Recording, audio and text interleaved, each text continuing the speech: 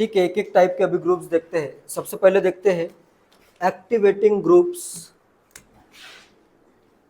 इसका मतलब भी समझो। Activating groups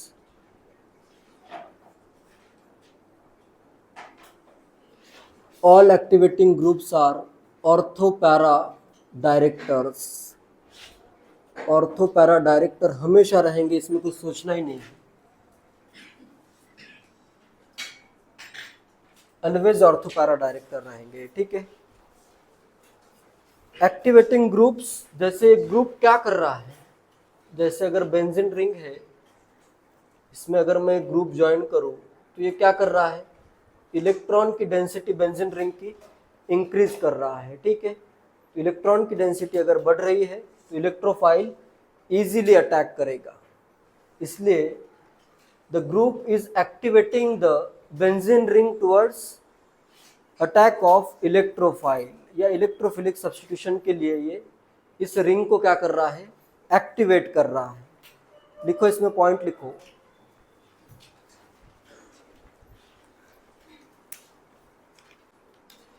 G increases electron density in benzene ring. G increases electron density in benzene ring mainly at ortho and para position। चाहे तो ये bracket में लिखो, G increases electron density in benzene ring mainly कहाँ पे increase होती है, ortho and para position पे। इसमें भी ज़्यादा एक्टिवेटिंग कौन सा होगा, प्लस एम वाला ज़्यादा, फिर आएगा प्लस एच, फिर आएगा प्लस आई। ये तो नॉर्मल जीओसी का ही रूल है। Mesomeric effect, dominance over hyper conjugation, फिर बाद में देखना है इंडक्टिव इफेक्ट। ठीक है। जैसे इसमें एक रिएक्शन से देखते हैं, बेंजीन और टोलुइन में ज़्यादा रिएक्टिव कौन सा होगा, टोलुइन में CH3 का हाइपर कॉन्जुगेटिंग इफेक्ट लगेगा ना, तो टोलुइन ज़्यादा रिएक्टिव है। ज़्यादा रिएक्टिव अगर है तो उसके लिए लेस रिगरस कंडीशंस चाहिए। जैसे नॉर्मल बेंजीन का अगर मुझे सल्फोनेशन करना है, नॉर्मल अगर बेंजीन लूँ, सल्फोनेशन के लिए क्या यूज़ होता है, फ्यूमिंग सल्फ्यूरिक एसिड यूज़ होता है। फ्यूमिंग सल्फ्यूरिक एसिड या SO3 इन H2SO4, fuming sulphuric acid use होता है, जिससे इसका क्या हो जाएगा, सल्फोनेशन हो जाएगा। ठीक है। तो इधर आ जाएगा बेंजीन सल्फोनिक एसिड फॉर्म होगा। सिमिलर रिएक्शन अगर मुझे करनी है टोलुइन की, टोलुइन जो है ये अभी मोर रिएक्टिव है। CH3 अपने इलेक्ट्रॉन डोनेट करेगा तो इस पे इलेक्ट्रोफाइल का अटैक इजी है, तो इसमें अभी लेस रिगरस कंडीशंस लगेगी। इधर तो ये ज्यादा रिगरस कंडीशन है, लेस रिगरस कंडीशंस। इसमें अभी फ्यूमिंग सल्फ्यूरिक एसिड का यूज करने की जरूरत नहीं है।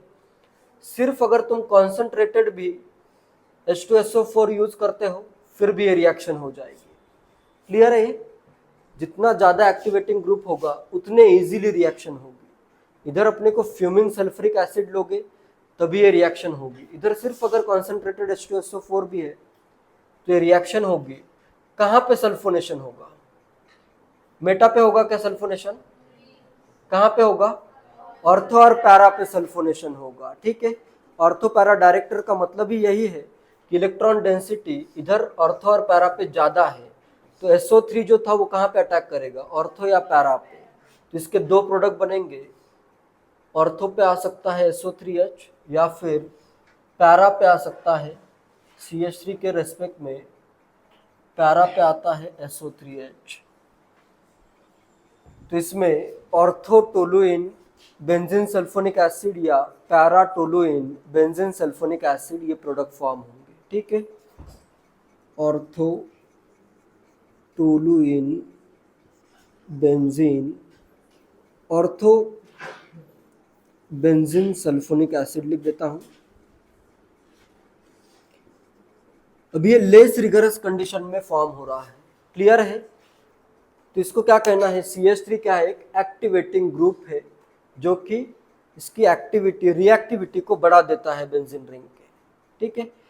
रिएक्शन नोट करो दोनों, फिर इसमें मैं वर्ड्स में लिखवाता हूँ पॉइंट।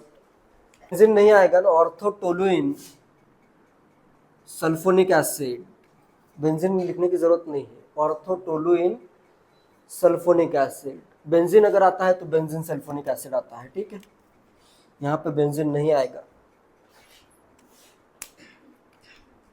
पॉइंट लिखो इसमें, sulphonation of benzene requires, sulfonation of benzene requires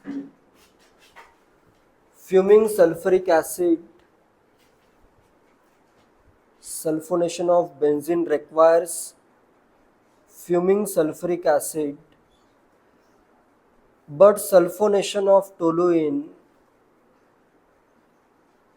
sulfonation of benzene requires fuming sulfuric acid, but sulfonation of toluene can be done, but sulfonation of toluene can be done with concentrated H2SO4, but sulfonation of toluene can be done with conc H2SO4, concentrated H2SO4, because the activating methyl group,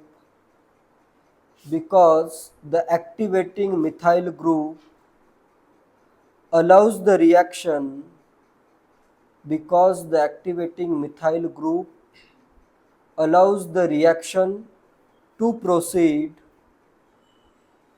activating methyl group allows the reaction to proceed at a reasonable rate,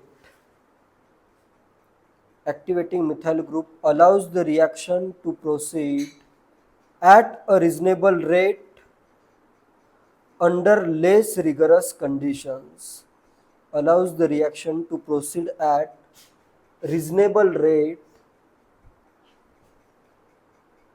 the reaction to proceed at a reasonable rate under less rigorous conditions.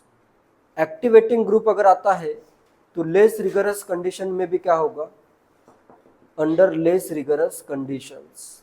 देखो normal benzene के reaction के लिए ये भी point मैं एक ही बार बताऊंगा, आगे फिर मैं डायरेक्टली ये बताऊंगा कि अगर कहीं पे एक्टिवेटिंग ग्रुप आया है तो उसमें लेस रिगरस कंडीशन में भी रिएक्शन कैसे होती है ये मैं आगे बताऊंगा, ठीक है। तो ये बिल्कुल याद रखो, एनसीईआरटी में भी ये पॉइंट बहुत इंपॉर्टेंट है। स्ट्रांगली एक्टिवेटिंग ग्रुप अगर आता है तो उसमें बहुत एकदम माइल्ड कंडीशंस में भी रिएक्शन हो जाती है, ठीक है, क्लियर है। तो इधर ये एक्टिवेटिंग ग्रुप आया तो लेस रिगरस कंडीशन में भी रीजनेबल रेट है इस रिएक्शन का, ठीक है। इधर लेकिन फ्यूमिंग सल्फ्यूरिक एसिड मोर रिगरस कंडीशंस का यूज हुआ है, ठीक है। नेक्स्ट अभी एक्टिवेटिंग ग्रुप जनरली 3 टाइप का हो सकता है। कौन कौन सा रहेगा, स्ट्रांगली एक्टिवेटिंग होगा जिसमें इलेक्ट्रॉन पूरे के पूरे ड्रॉ हो रहे हैं, जैसे इसमें कौन कौन से ग्रुप आते हैं, NH2 आता है, NHR ग्रुप आता है, NR2, OH, OR भी कभी कभी मॉडरेटली एक्टिवेटिंग में भी लिखा हो सकता है, उससे ज़्यादा फर्क नहीं पड़ेगा। सेकेंड आता है moderately activating groups, moderately activating में NHCOR ग्रुप आया इधर, and which is more activating as compare to OCOR। ये भी इलेक्ट्रॉन डोनेट कर सकते हैं लेकिन क्रॉस कॉन्जुगेशन वाले आते हैं इधर, ठीक है। चाहे तो इधर लिख देता हूँ cross conjugation, plus same effect ही है लेकिन क्रॉस कॉन्जुगेशन ही है। एंड थर्ड आते हैं वीकली